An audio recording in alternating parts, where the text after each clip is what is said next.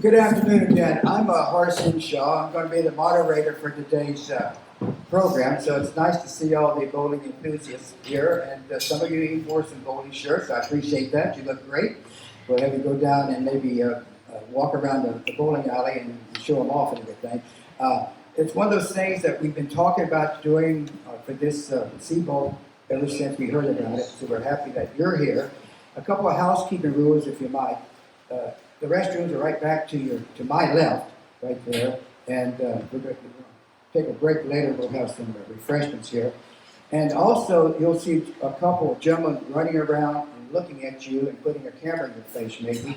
And they're from the Chamber of Commerce back there. Rob, you guys raise your hands so I know who you are. Well, they're doing a program for the Chamber of Commerce. So in case they ask you a question, feel free to talk to them.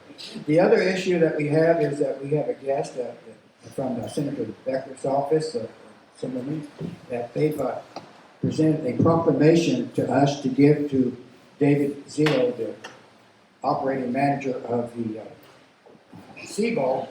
And so we will make that presentation to him at a later date. But Anthony, thank you very much right there from the Senator Becker's office. Thanks again.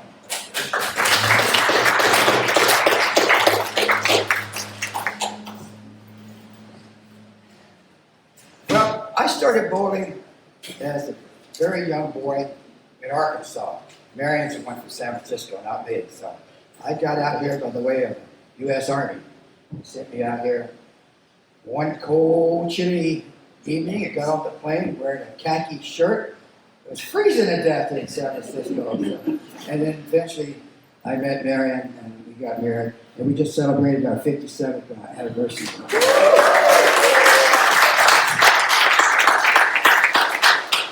So in Arkansas, they built this bowling facility. We didn't have one. They built this one in my hometown. And it became a big deal.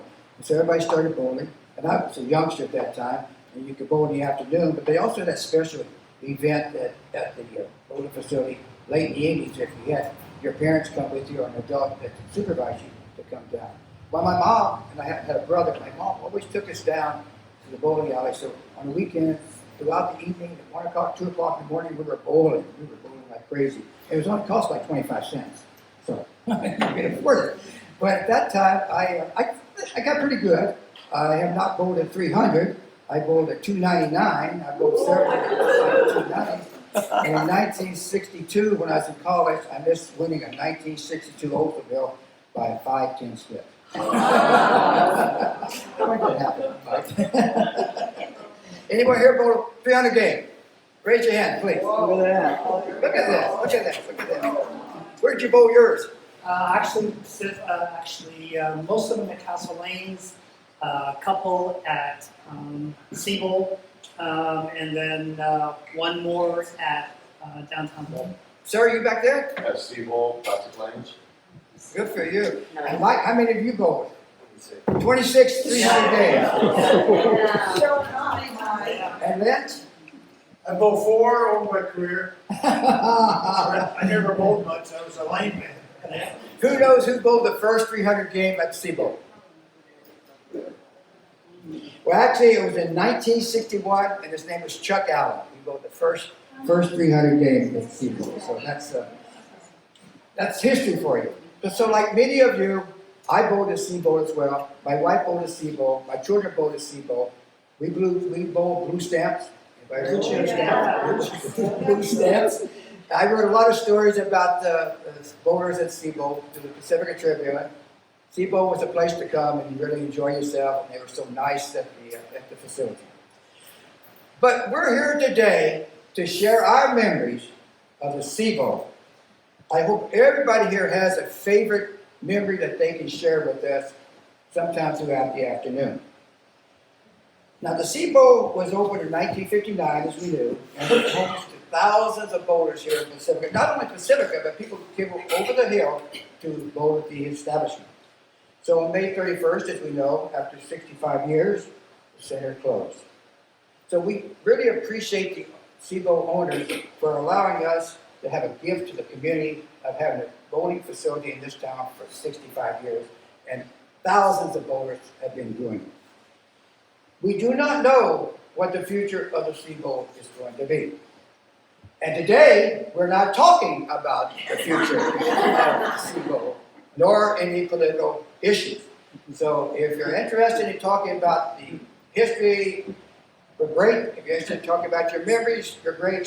If you're interested in talking what's going to happen tomorrow, we welcome you to make that in another format. So we really appreciate that.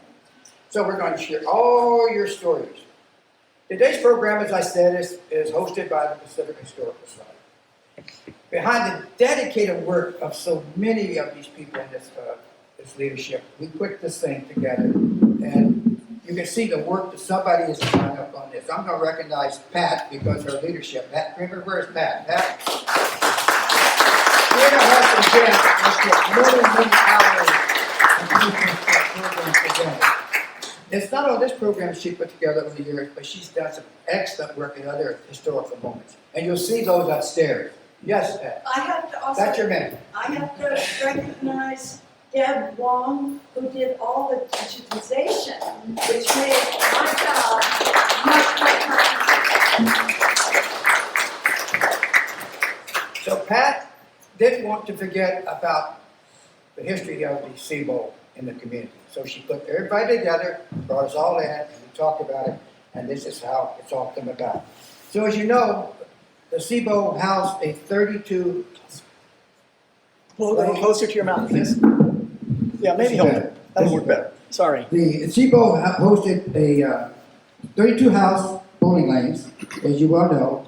Years ago, when they first started, they had, children bowling, they had leagues bowling, they had a restaurant there, they had a child care, everything at the SIBO. And when early in 1969, when they first started the bowling, even the city council got a part of it.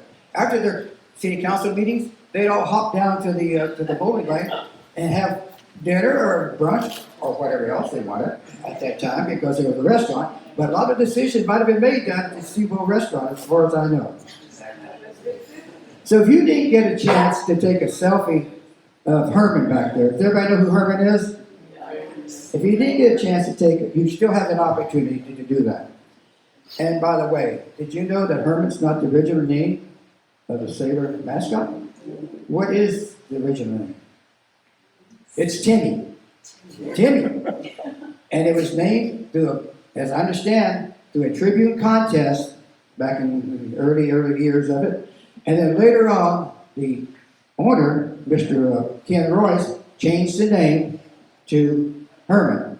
It was his dad's middle name, so he changed it to Herman. So we've known Herman since those many, many years. And Herman has been donated to the museum by the owner of the facility, David Zito, which we really appreciate him doing. As I said, be sure that you take a selfie with you. So once again, nice applause. He's not here, but nice applause for our owner, okay? Over the years, Mr. Ken Royce leased the facilities to individuals who managed and operated the center. That included, in 1978, a group of professional bowlers. 3 or 4 bowlers came in, and they changed the name to Pacifica Coast Lanes. Anybody remember that? It wasn't until 1996 when Royce's son, Peter, who then took over the proprietorship of the lanes, and he brought in David Zito to operate on a daily basis, that they then changed the name back to SIBO. So since that day, we've been calling it the SIBO, and it's been enjoyable for over 65 years. So how many of you actually lived in Pacifica in 1959 when the SIBO opened? Oh my gosh, very good. Good. Laura was a writer for the Tribune. I know she covers the stories down here too. That's good, that's great. I was not here, obviously. I didn't get here until 1962. So here today are some guests that we've asked to come out and kick off our program and talk about their memories over the years. And they've all had a stake in the facility at some time over these 65 years. I want you to help me please welcome Mrs. Manuel Sherman. She's the wife of the late Bob Sherman, architect of the original SIBO. Let's stand up, Professional Bowling Association Hall of Fame bowler Lynn Nicholson. who served as the general manager of the Pacific Coast Lanes in 1991, and Mike Cristofani, who started bowling at Seabowl as a youngster and rise to become a Hall of Fame bowler.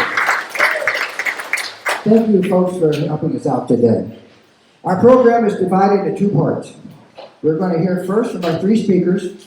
They're going to share a little bit memories of themselves with the Seabowl, and then we're going to open up. You have a couple questions that you like to ask them individually, and then we're going to set those people back down. We're going to separate you guys. We're going to break up the room. We're going to have a second part of the program, which is going to be like an open mic, sit around, talk to each other, and share your memories. We've got a short break with food over here, a little bit of food, and so you entertain yourself with that. And we're going to bring everybody back into that circle, and we're going to sit around. Laura's going to have control of that one. She's going to take care of it, and she'll be putting the mic in front of your face if you want to participate. You don't have to participate if you don't want to. We would like to see several people do it, and just sit around and just chit-chat. And if you don't choose not to do it, we invite you to go upstairs and see all the videos and the exhibits of the bowling facility.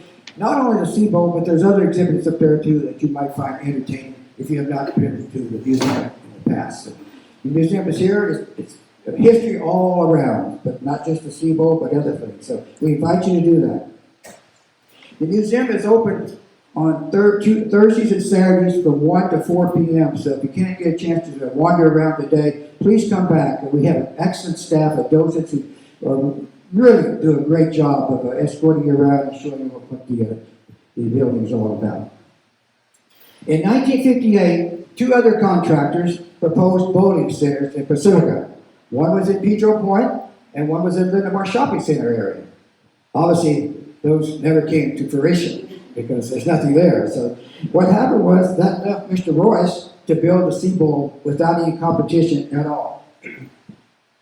Now, Mr. Royce and Bob Sherman, who was a very skilled architect and who lived in Pacifica at that time, came to the Planning Commission, and with their plans, it included, what do you think it included? It included a skating rink. He wanted a skating rink there as well as he wanted a bowling facility. He wanted this facility to be the biggest recreation park in Pacifica. He wanted everybody to have a big park at Pacifica. He wanted to turn it into a recreation facility complex. And unfortunately, the skating rink never existed, so the bowling alley is there. And he went on to really make it a fine place. And at one time, he was trying to work with the city to even develop a civic center in that area, which that never came to fruition either. But Mr. Sherman was hired by Mr. Royce in 1956 to put his ideas together on building the bowling center. Mr. Sherman, according to a Tribune article that I have read back in early in 1956-57, he also designed the 19th Avenue Bowl in San Mateo. So he was an expert about architecture of facilities like that. He then became the chief spokesperson for Mr. Royce throughout the years that Mr. Royce was running the facility.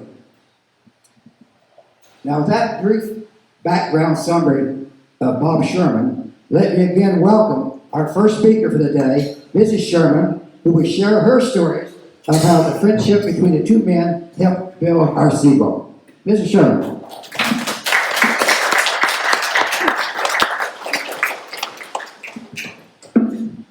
Thank you. Thank you very much. I am honored to be here representing my husband. He passed away 15 years ago, but we lived in Pacifica for 36 years. I moved out 1 year ago, and I miss Pacifica weather. I don't like the heat of San Mateo.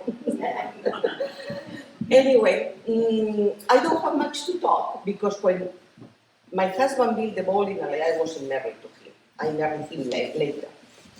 So I contacted his children and I said, they are doing this in the museum and maybe you know more about that time. And the children said, oh, no, we don't know much because we were so little at that time. The only thing we remember is that we went with Dad many days to Pacifica while he was building the bowl. And we played precisely in the lot where your house Oh, and we played precisely in the lot where your house was built, and you live with my father all this time. I said, okay, I didn't know. So I knew that because the children had told me, and also my husband had told me, that he brought here the children when they were building the bowling alley. And the children wanted to be here today, but they have health problems. So that is the reason why they are not here. But anyway, I will send him pictures and the information. And it all started because, well, Ken Royce left Germany just before the Second World War. And he bought a lot of property in the Bay Area. He owned 2 big buildings in Mariposa Street in San Francisco. I was there many times with my husband, because my husband is the one that did all the architectural work for him, for Ken Royce. And they became very, very good friends. And I had the privilege to meet Ken before he died. It's like he died like about 2 years after we got married, something like that. So I met him, and that is the reason why we end up living in Pacifica. When we just married, we lived in Moss Beach because my husband was building a house for Sept there. So we moved to Moss Beach. But after, my husband really loved the ocean, and we had an ocean view here because, you know, the lots that Ken Royce had. So I remember Ken Royce telling my husband, well, I need to feel that I sell the lot, and you need to feel that you buy the lot, but you need to make a deal that we are not really selling or buying. Anyway, we bought the 2 lots where we built our house for $17,000. So that was the deal between the 2 of them. Yeah. And that is where we built the house, and I lived there for 36 years. The only thing is that I knew it was a house not for an old person, and I was getting older. And my house was full of stairs and with a very bad driveway. It's the house right across the bowl that you can see it is all brown. But anyway, I said, well, I need to move, but you know, I was attached to the city and being here, and I was not in a hurry. But I slept in my kitchen and broke my hip. So I said, well, I better move. And that is why I bought a condo in San Mateo, but I miss Pacifica weather. Yeah, and another thing that I know is that my husband designed, because Ken asked him to design, a city hall complex, right where Roberts Road, across Roberts Road, with all these houses are now there. And my husband designed the complex, because Ken Royce wanted to make there the city hall, but the library and everything, you know, to make a big complex for Pacifica. In exchange, that they let him develop his land. But it never happened. But I remember having the nice, I don't know, the maqueta, what they do, you know, that all my husband did for that. So anyway, I cannot talk too much because I wasn't married to my husband at that time. Also, I was married to him for 23 years, which I think it was good, a long time, for being his age and me my age. But I am glad to be here representing him today. Thank you very much to all of you.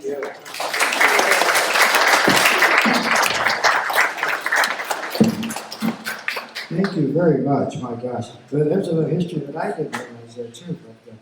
But it's interesting that when I first came to Pacifica, I heard about Mr. Sherman, but nobody I could reach out to knew that much about him. I talked to Carl Baldwin. Remember Carl Baldwin? He was our first city manager, and he gave me some background information. Really was an interesting person, and that it was his design there that he really wanted to make Pacifica put on the map as a recreation facility and get people here, not only in the city of Pacifica, but bring outsiders in to have them enjoy the facility. It's too bad as you look back, it's too bad the skating rink was not developed at that time, because that's one thing that I think would have gone over pretty well here in Pacifica. And there was also talk at one time about the other 3 proposed bowling alleys, that there'd be a swimming pool put in Pacifica somewhere, but nobody, as far as I know, nobody knew what land that you would put that on. Then of course now we've got a beautiful swimming pool at the Oceana, so we can't complain, that's for sure. Okay, hang on a second. I gotta get the next one's, it's gonna be a person that you're gonna meet. Really professional in the bowling field all the way. He sent his bio, it was 2 hours long. But,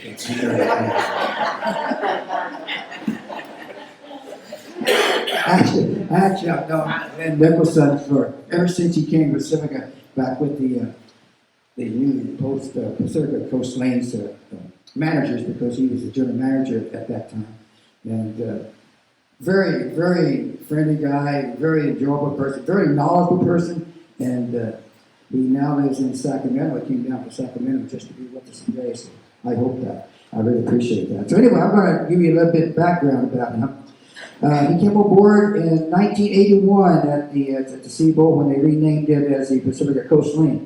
Already established as a professional bowling associate's top lane maintenance expert, which means he takes care of the lanes itself, oil and everything. He had a background in managing bowling centers as well. He came here as a general manager, and until 1989, he stayed and made a lot of friends, and people I think really enjoyed going to the facility. He left to rejoin the bowling tour as a consultant on lane maintenance. So, want to know anything about lane? He's the guy to do it. He has been involved in analyzing, cleaning, and conditioning bowling lanes in more bowling centers in more cities, in more states, and in more countries than anyone in the history of bowling. He has the distinct honor of being the only person to have been in charge of the conditioning lane for every professional bowling association member who is currently in the PBA Hall of Fame. That's pretty good. His insights into the sport of bowling are unique and often sought after by his peers. In 2011, he was inducted into the Professional Bowlers Association Hall of Fame in the Meritorious Service category. He was in the PBA's Tour Lane Maintenance Director for more than 20 years. He was a founding member of the Bowling Foundation, which was created in finding solutions to scoring issues in bowling. He has written several bowling publications and is host of the popular Phantom Internet radio bowling program. Lynn is remembered for his close relationships with so many professional bowlers. It seemed like every year the Pacific Coast Lanes hosted a PBA Regional Championship tournament. And some of the world's best bowlers, many of whom appeared on national television, came to Pacifica to bowl. And many of them are in the Hall of Fame. He's going to tell us all about his time in Pacifica and how well he enjoyed it and how much fun he had here. Please help me welcome PBA Hall of Famer Lynn Nicholson.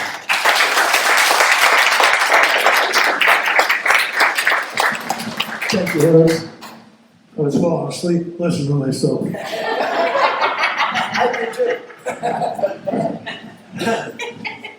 It's great to see some of my old friends here. I didn't realize there'd be so many people here, but it's great. I love this place. I grew up in San Mateo, and I was always a big guy, and I played baseball, football, and all that. And then they built a bowling center right next door to where I lived when I was 15. And I thought, what's that? Bowling? I never heard of that because I hadn't seen a bowling alley. And so I went down there on a Saturday afternoon. There was a lady there. Her name was Prim Verger. She was the coach at the junior league, and she said, I'm signing up all the kids. I got to try this. I like baseball, football. I got to try this bowling thing. So she took our names. The following Saturday, I showed up, and she put me on a team. They had doubles teams. She put me on a doubles team, and the other fellow that was on the team, he was the littlest guy. He was 5'3", weighed 99 pounds, and I was the biggest guy in the league, and I think that's why they put us together. But he turned out to be Billy Hardwick, who became one of the greatest players of all time. And I talked him into coming out for the football team, and the coach said, no, you're too small, but you can hold the bag. And you know how guys are, they tease each other, so the first chance I ever had was to knock him down, and he fell in the mud, and I stepped on his foot and all that. But we became the best of friends, and then he went on a tour and became Bowler of the Year in 1963.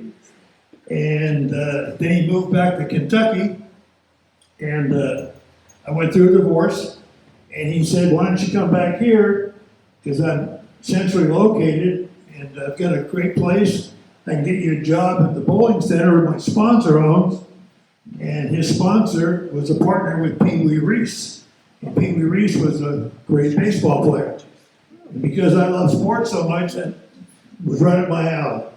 So I moved back there, and then in '69, Billy was Bowler of the Year again, and he won the Miller High Life Open.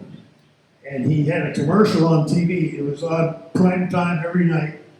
Miller makes it right. He was making the 6-7-10 split. And for that endorsement, he got beer forever.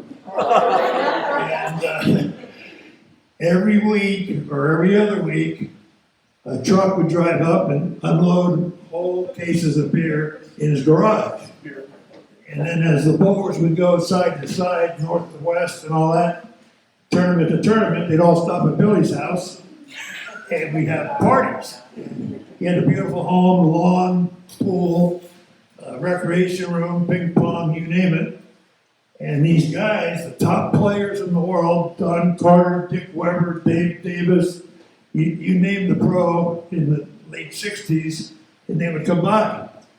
And after all day of barbecue and drinking beer, the greatest of friends, they start playing cards. And about halfway through the card game, they start arguing with each other. And the lefties and the righties would say, you know, you're a righty, you know, if they didn't block the lanes, you could never beat me. And then a righty like Jim Godman or something would tell a lefty, Dave Davis, you know, if they weren't so screwed up on the right side, you couldn't carry my bag. And the best of friends who were partying all day together, smiling with their families, would start arguing and get in fistfights. And you know, being a big guy, I was always the bouncer, I had to break them all up.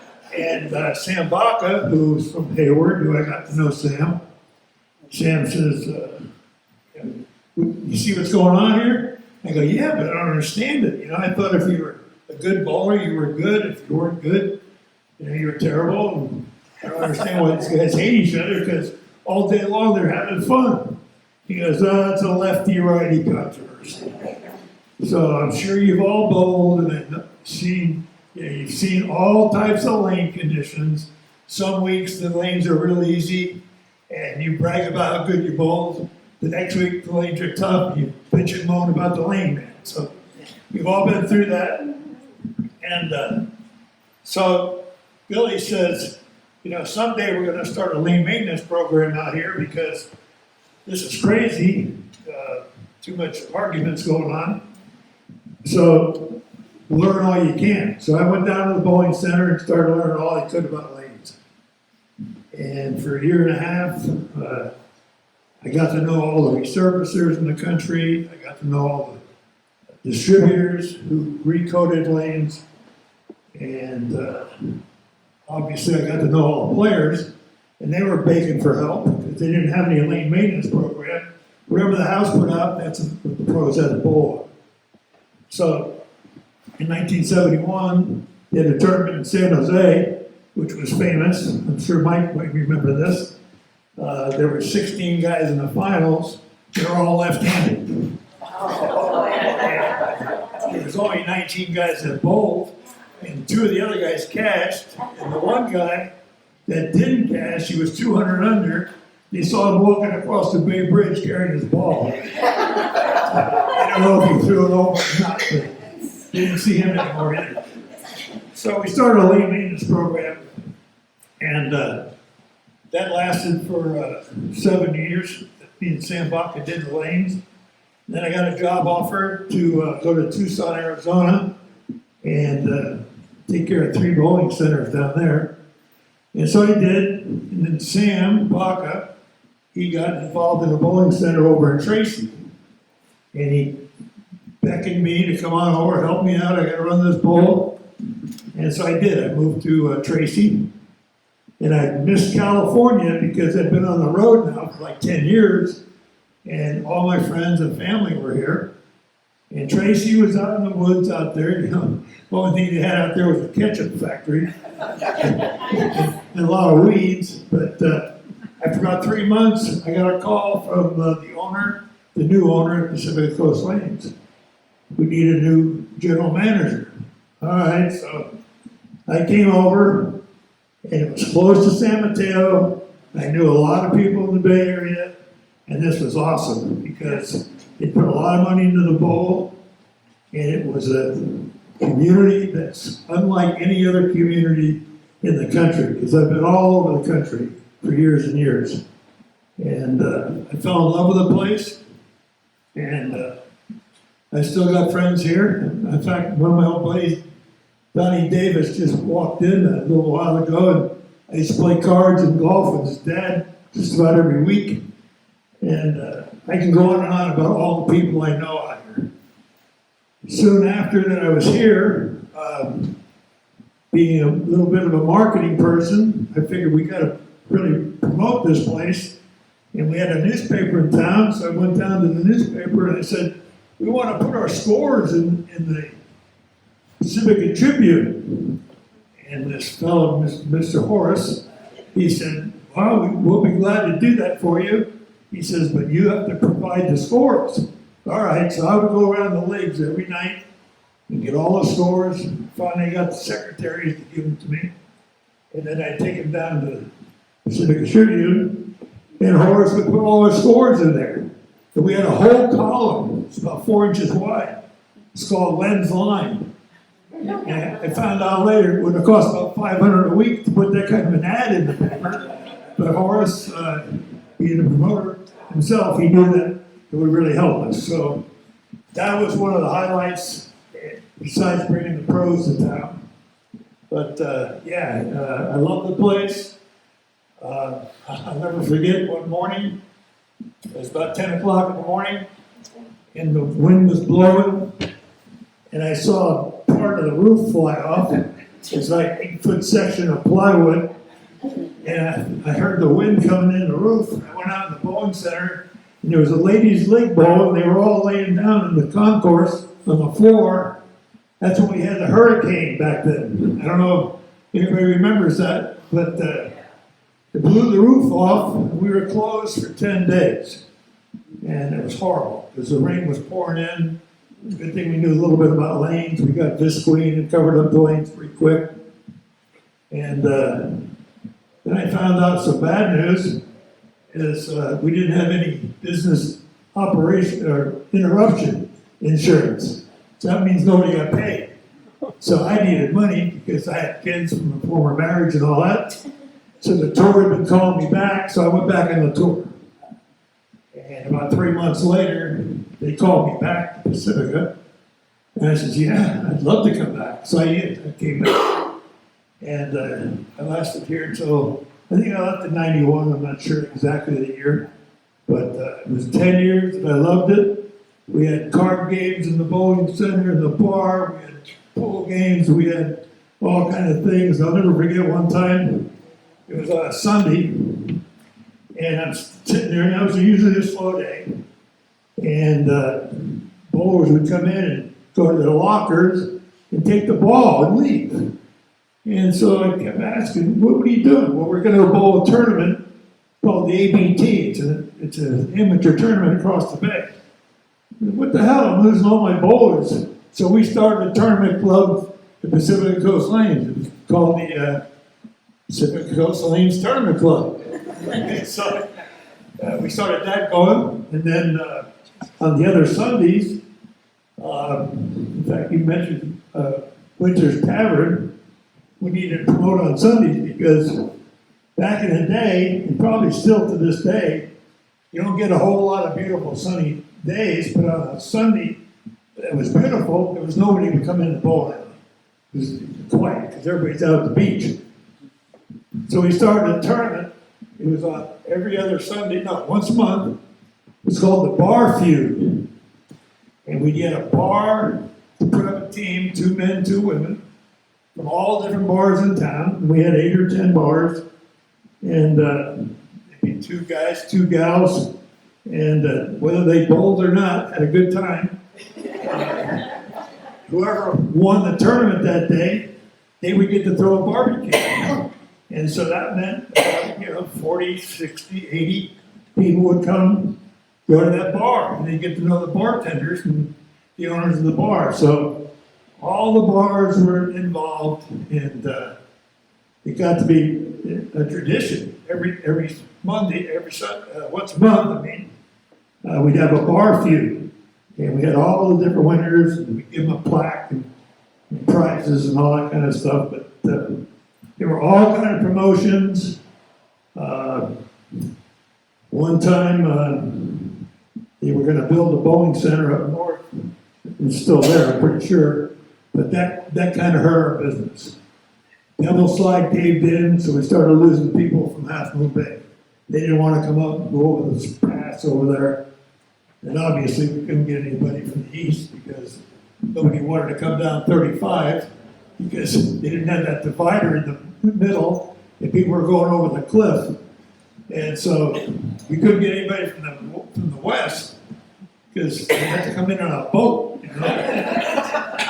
So it's kind of restricted of what we could get. But the community here supported the bowl. It made a whole lot of money for Mr. Royce. I know that for a fact. And I still miss it. So it's great seeing all of you. Thanks for coming. Thank you, Horace, for everything you ever did.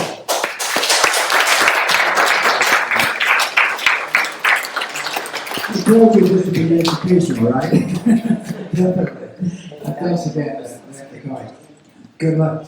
Good luck. In fact, why don't you tell everybody how to get onto the Phantom website, the podcast? How do you do that? Okay, if you remember it, it's very simple. It's kegel.net/Phantom.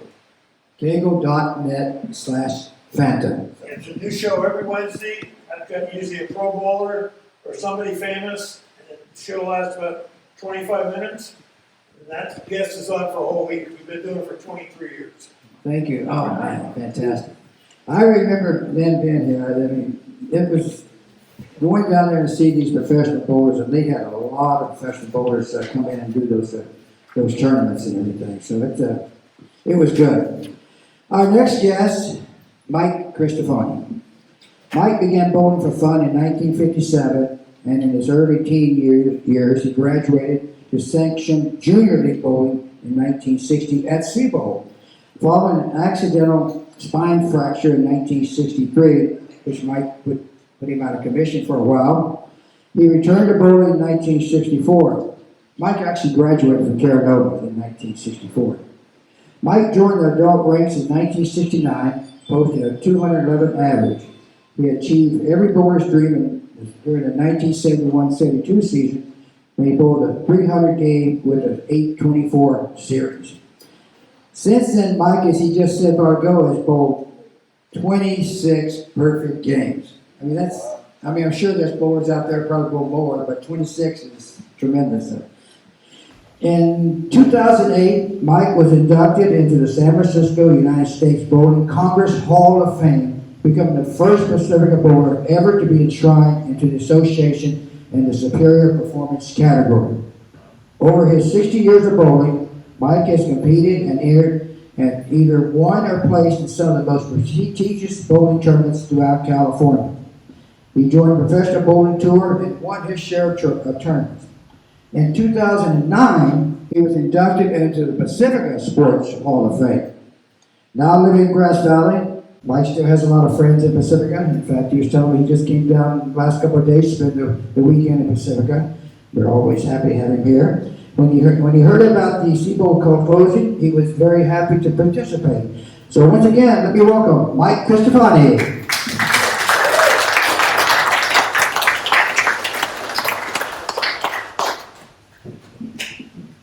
I don't know what to say now after you said all that, what I was going to cover.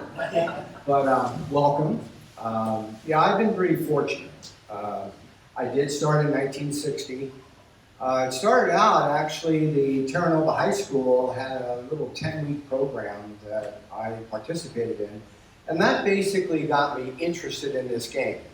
Then I joined the junior league there at Seabowl and really enjoyed the time that I had there.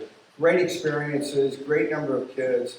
you may know some of the names that kind of bowled in that league when I was there, and that's Chuck Gus from Knicks, Dave Stevens, who ran the water department here, and it was just, and another minor individual, which was my best friend in high school, Mike Blagro, who was in our Pacifica Police Department. So we bowled together in a number of different teams there at Seabold for many years. And it was just one of those things where I had the opportunity, because of Seabold, to work on my game, to really end up with some great relationships with a number of people. And it gave me the opportunity to go out beyond Seabold.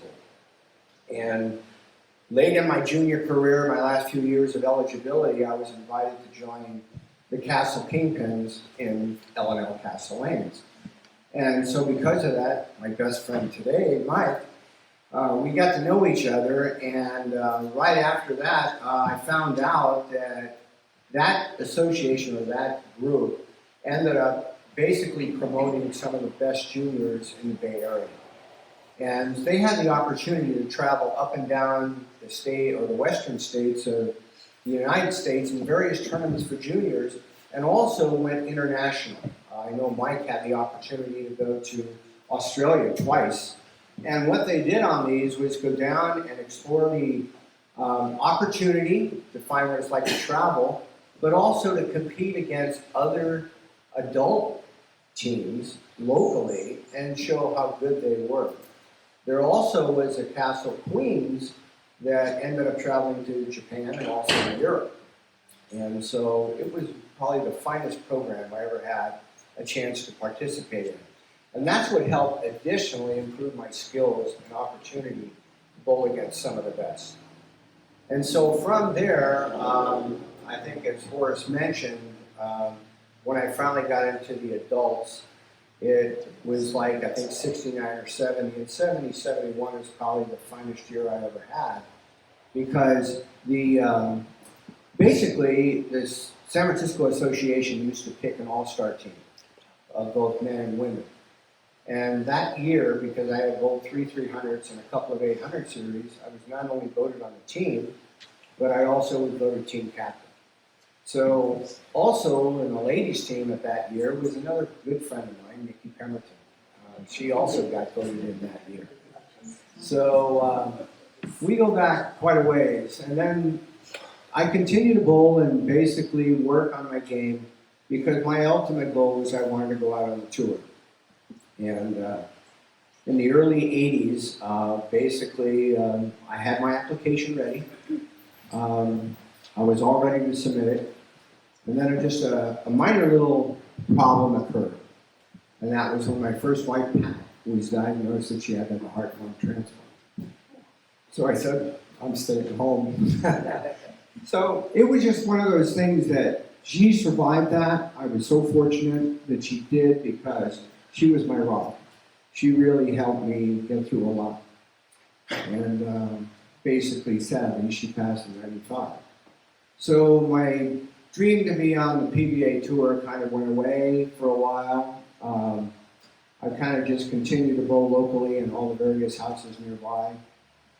But always my heart was in Seabold. And whenever I went out and bowled in tournaments, especially early in my career, and I was leaving this area, I was always proud to represent Pacifica, and also what is a Seabold. And Seabold to me meant everything.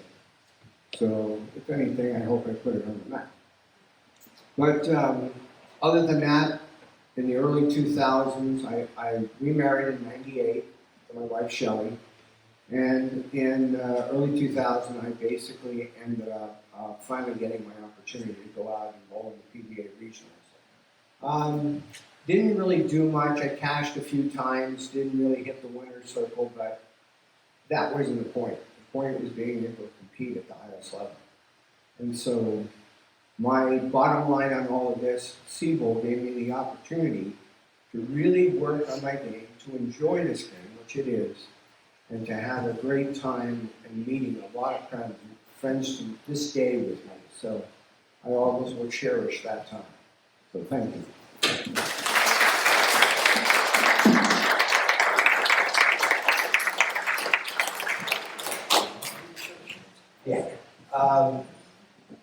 is always, ironically, a lot of the places that I bowled while I was out there, they're all closed too. And here's one of them. To this day, Mike and I and fellow kingpins that are left, we have been bowling together in tournaments, singles, doubles, and team for close to 40 plus years. And the reason there's an R up here, RA, is for Richarago, who we lost a few years ago. Also Pacifica.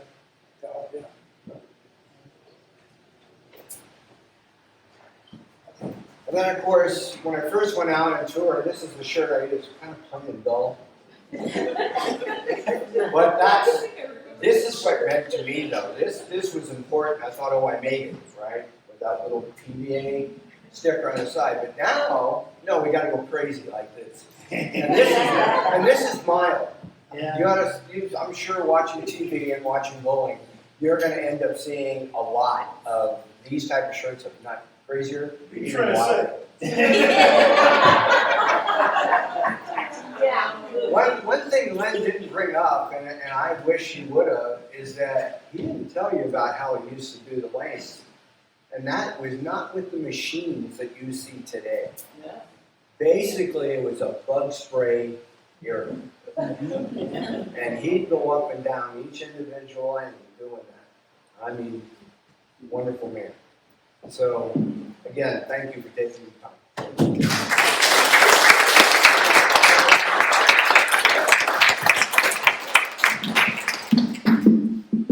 Wonderful stories, my gosh. So next time you go bowling, think about the guy who put the oil on the lane that helped you get that 300 game, okay?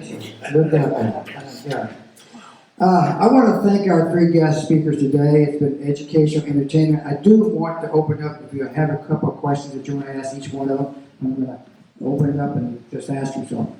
Give me a second. I'm going to walk over. Yeah. Can we get that other mic? You want to take that mic? Test. Mark, why don't we stand up for a second? Anybody have any questions to ask Mrs. Sherman here? Because she's the one that started, her husband started this whole thing here, starting with that hole in the ground, that old rock quarry there back in early 1956, I guess it was. So I appreciate, yes, Kathy? Manoli, did you ever get a chance to try your hand at bowling? No. I went there with Bob several times to the bowling alley, and also with the last owner because I met Rose, the wife of Peter, you know. So we went there several times, but I never got to bowl. Well, I was born with a heart defect. I was sick all my life. Until year 82, that I had open heart surgery in Stanford. So I never did any sports at all, nothing. And still I haven't developed much taste for sports. So I never did that. But we watched the bowling alley from our window all the time that I was here. And of course Bob designed him, and of course I was able to see the sign in the freeway. You know, the time. You had a guess? Ask a question? I was just curious, do you know why the roller rink or anything never expanded? Why he was never able, Ernest and Royce was never able to expand it? I need that. Skating rink or anything. I don't know because it was before my time. Okay. What I don't know. What I can imagine is that Ken Royce was, because I know that because of my husband, he was really interested in developing land. There were problems at that time not developing the land, and he wanted to give some things to the city, like the model I have at home with all the the nice facilities. But I think it never happened. Yeah. And then I think that Peter has different interests. Yeah. Not the same interest as the father. I mean, they were different personalities. That's what I think. Yeah, it's really interesting to think about, as I said earlier, that there's going to be a civic center there, which probably be a library and everything. And it took us, 65 years to start right across the street here on a civic center. We're not the fastest workers in the world, that's for sure. And that was beautiful, overlooking the ocean, and with a lot of stairs. My husband did very modern buildings for his time, I think. You know, like my house and everything very modern. And I used to tease him. I said, you do all these flat roofs, these modern roofs? And he said, well, we don't need in California beach roofs because here we don't have snow. And I said, I think what happens is that you don't know how to make a beach roof. Because all his videos that I ever saw with a flat roof. So I used to tease him with that. Thank you. How about Lynn? How about questions for Lynn? Somebody's got to ask Lynn a question because he's the expert in this building here. So I know that when I first met Lynn, it was, about four guys that owned the facility at that time, didn't it, Lynn? And then you came in and started taking it over and went there. And some of the boulders that you had just really went on to accomplishments, didn't they? Yeah, actually, we had that, it was a regional invitational. So top 64 players in the Western region would be invited to come here at the end of the year. And it was a prestigious tournament. And one year, Walter A. Williams won the tournament. He's now the leading money winner of all time in bowling. And he passed Earl Anthony with the amount of titles. And then this Larry Gray, I just remembered that Larry Gray made the top 5 years in a row, which is hard to do. He was a very consistent bowler. And Steve Cook, who owns a distributorship, and he won the Tournament of Champions, the Firestone, on the regular tour one year. He won out over here at Pacifica. And I'll tell you the truth, every guy that bowled that tournament loved to come back here to Pacifica. They even bragged about half a room they'd get in Knicks. Thanks, Lynn. Lynn, are you still with bowling or not? Yeah, I work for a cable company. Yeah. I'm a consultant with them. And but I don't go there anymore. They're in Florida. And I just do my radio show once a week. And I've been doing that for 23 years. Incredible, incredible. Mike, stand up for a second. Any questions for Mike? I got a question, Mike. We were talking earlier. Mike, as I mentioned, Mike is in the Pacifica Sports Hall of Fame. We also have another young lady in the Pacific Hall of Fame. I'd like Mike to share a little bit about Fancy Allen. I forgot, I meant to do that earlier. Fancy Allen is now, ironically, is married to Walter Ray Williams. But she was one of our proud female juniors that ended up finally going into a professional level, if I remember correctly, and was very successful. She would have loved to have been here, but her schedule didn't permit that. So I'm sorry, but she couldn't be here. But yeah, it's just one of those things. But she's a wonderful lady. Is there any other questions? Now, I want to make a comment, though. Okay. I was the one that inducted her into the Pacific Hall of Fame. Proud moment for me, as her mom was my secretary at the bowling center, Carol Borland. And I would go in there early in the morning, and my schedule was really 9 to 5, but I'd go in early to do the lanes at 7, and she'd be there. I could never be there without Carol being there. That was her life, and she was unbelievable. Horace? Yeah. I have a question. This is a challenge for you, but I wondered if you, I hesitate to ask the question, but I know nothing about the conditioning of bowling alleys. Can you keep it to 1 minute and just tell me what are the considerations that you have to worry with? Well, 1 minute is impossible for me to say hello. All my friends, when I say I got a short story, they all say impossible. Yeah. But anyway, bowling lane maintenance, it's more of a science than it is an art, okay?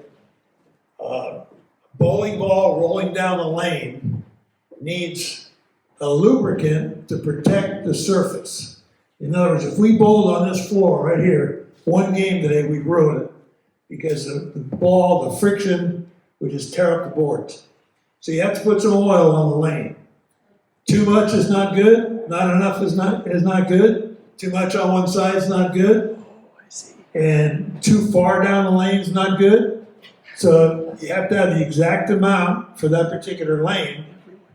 But the problem is the oil is just a liquid and it starts to disappear after a few balls are rolled on it. It gets picked up on the ball, carried down the lane. And so that's where you have to make adjustments. The better bowlers know how to adjust to that oil because basically you want to put a lot of oil in the front end where the ball first makes contact. And a little bit of oil down the middle, down the lane, but no oil in the back because you want your ball to hook in the back. But as you're bowling, the oil in the front carries down to the back. So the cream of the crop, great bowlers usually can adjust to that. And if they don't adjust, it's my fault. That was perfect.